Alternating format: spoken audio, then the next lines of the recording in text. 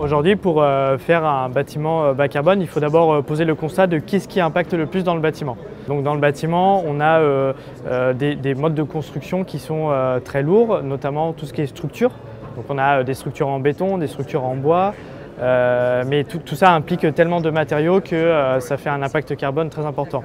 On a aussi tout ce qui est VRD. Alors VRD, c'est surtout la voirie. Donc quand vous faites un parking ou une route, ça implique beaucoup d'asphalte et d'enrobé, et ça aussi, ça a un impact très lourd. Et puis on a aussi les lots techniques, qui sont tout ce qui sont chauffage et ventilation, toutes les gaines métalliques, tous les réseaux électriques qui sont à base de cuivre notamment. Voilà, tout ça, c'est des choses qui sont très impactantes dans le bâtiment. Après, il y a deux autres volets qui sont, selon nos retours d'expérience, un peu moins importants, mais qui sont quand même là. Il y a les consommations et les rejets d'eau potable et d'eau usée, et puis tout ce qui se passe en chantier.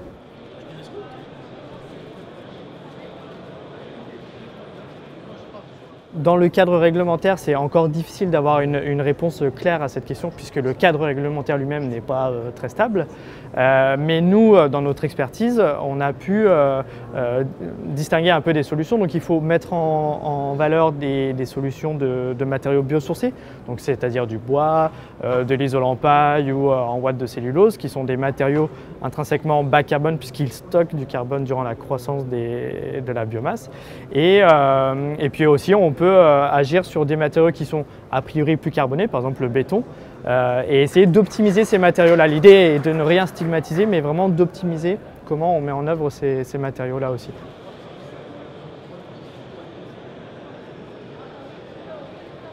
Sur les matériaux biosourcés, en fait, on n'a pas forcément les données environnementales à disposition pour nos études d'analyse de cycle de vie.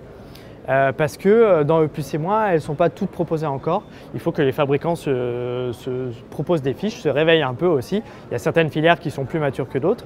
La filière béton a très bien répondu, mais on est encore en attente sur le bois, sur la paille, sur ce genre de choses. Mais on sait malgré tout que ces matériaux-là sont intéressants, puisqu'on a aussi d'autres retours d'expérience et d'autres analyses que purement réglementaires. Et puis on a aussi des outils à disposition qui permettent d'optimiser ces données environnementales-là. Typiquement, sur le béton, on a ce qu'on appelle BETI, qui en fait nous permet de configurer nos données environnementales de façon très précise, plutôt que de balancer une donnée qui est très impactante, parce que c'est une donnée par défaut un peu bête et méchante. Et on va configurer très précisément ce qu'il y a dans le béton, et par exemple, on va pouvoir proposer du béton bas carbone de cette manière-là.